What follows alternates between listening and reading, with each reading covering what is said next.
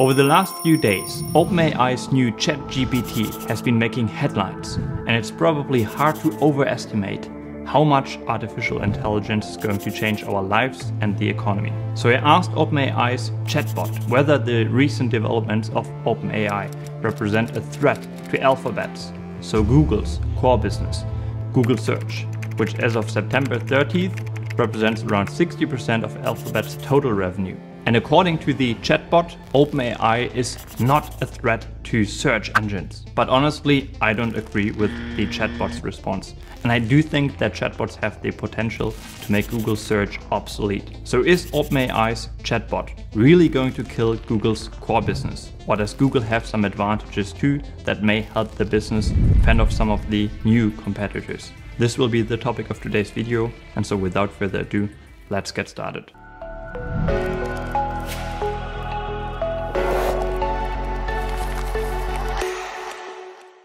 Alright, so search is an area that is dominated by Google search, which runs around 99,000 search queries per second, which adds up to a whopping 8.5 billion searches per day, which again represents a market share of around 92%. Over the last 9 months of Google's 2022 fiscal year, for example, the business generated $120 billion in revenue just from search. But this business is possibly about to be disrupted by a new technology, namely AI and large language models that can read, summarize and translate texts and predict future words in a sentence, letting them generate sentences similar to how humans talk and write. So let me just show you a couple of examples that highlight why chatbots like OpenAI's ChatGPT might actually represent a very real threat to the business behemoth Google and its Google search division. For instance, when you ask the chatbot to create a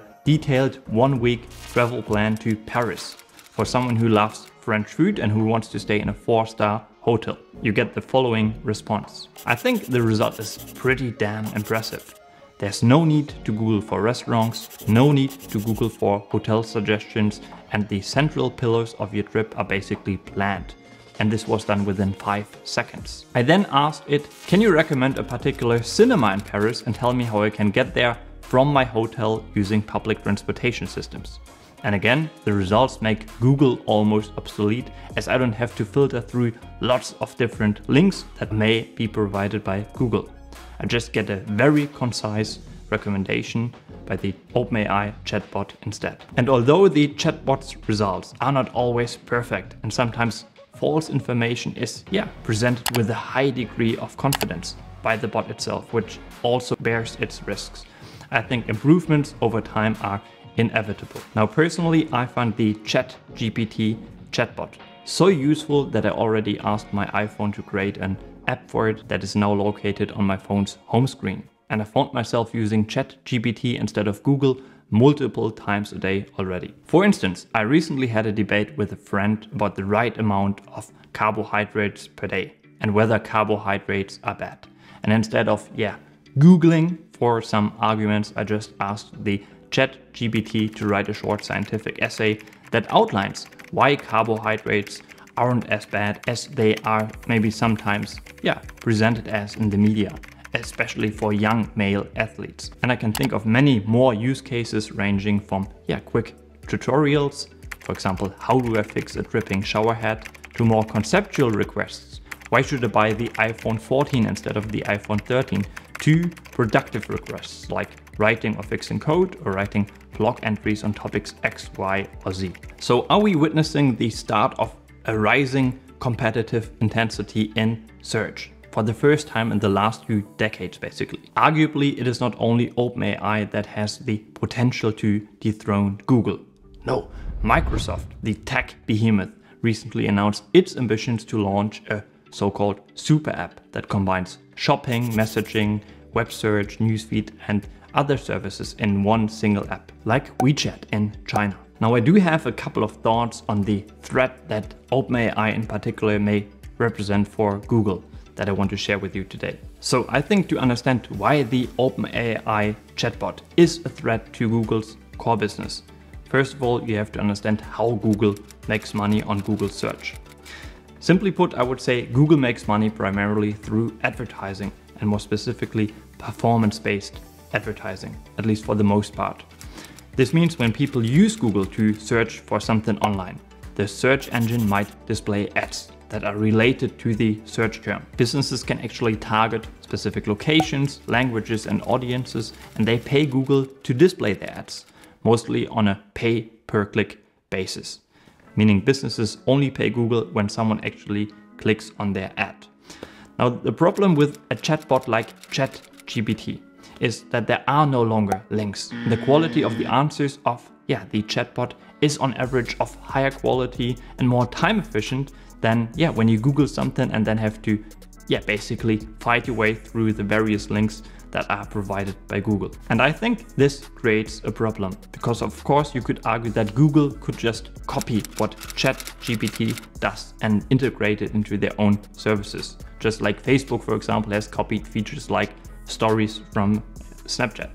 Or similarly, Microsoft has been copying solutions from competitors like, for instance, Slack or Zoom for decades. However, if there are no links, there is no monetization, or maybe one can figure out some form of monetization for search results like the ones provided by a chatbot, but the monetization possibilities may be less attractive. Now, if we do assume that the results of a chatbot are harder to monetize, this puts Google in a difficult position, in a dilemma.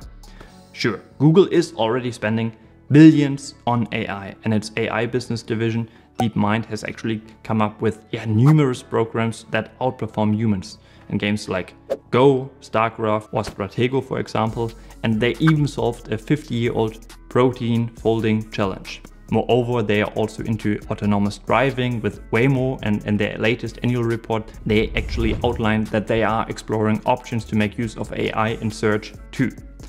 Quote unquote, "We are currently experimenting with multitask unified model capabilities to make searching more natural and intuitive and even enable entirely new ways to search." So maybe based on their AI know-how, copying the functions of ChatGPT may not be that hard. Although, to be honest, I really don't know.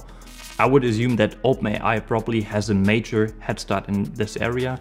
But then again, Google has access to so much data that this probably gives them a slight edge too. But even if they could copy it, I think monetizing the search results is harder than the traditional Google search business. And then Google would basically cannibalize its own search business, which as of now, as we've shown in the beginning of the video, represents the majority of their profits.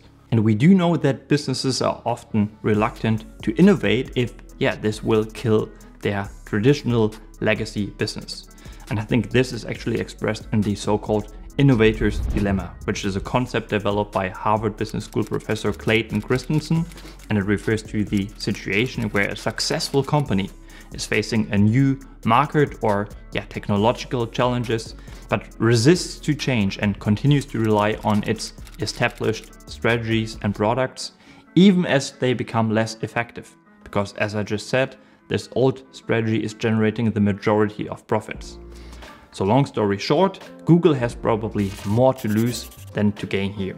And even though Google's valuation is already somewhat depressed, especially relative to the stock's history, if the AI disruption narrative gains traction, there's probably some downside to the stock's current valuation left. Now, the bull case, on the other hand, might be that search results from a chatbot may actually be monetized at an even better rate, because the chatbot could offer you just the best paid option when looking for a hotel in Paris, for instance. And for the user, it may be very hard to tell that there is an ad in the first place. So in a way, it could blur the distinction between paid and non-paid search results, and this may actually be a net positive. With Google in its current form, for example, personally, I almost never click on the first couple of results, which are paid ads. And so as I just said, a chatbot might actually be a net positive when that distinction between paid and not paid search results becomes more blurry. Now, full disclaimer, I own Google and I'm not going to sell my Google shares here. I think Google is a reasonably diversified business, even though search represents the majority of Google's revenue. But they also possess other valuable businesses like Google Cloud, YouTube or Android, to name just a couple of examples. What I'm going to do is I will observe the situation very carefully. I will observe whether people form a new habit here. Will they start chatbotting something instead of quickly Googling something? Now, what's important to mention here is that in 2010 and 2011, when Apple launched Siri, people also thought that Siri represented a major threat to Google search.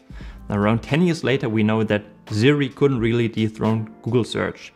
So the habit formation, that is what I will actually obsessively focus on from now going forward. Because this, so the habit of Googling, may actually be Google's strongest competitive advantage. Maybe ChatGPT has the potential to be better at, I would call it a subset of search queries. And people will use it mainly for knowledge-based search queries, while the more valuable search queries in terms of ad revenue, like when, for example, someone is looking for a hotel, for a specific lawyer, a fund manager, or a mortgage lender, those search queries might still require a link and will therefore remain on the Google search platform. All right, to learn more about how ChatGPT may actually influence the world of investing, I recommend you watch the following video next. Take care.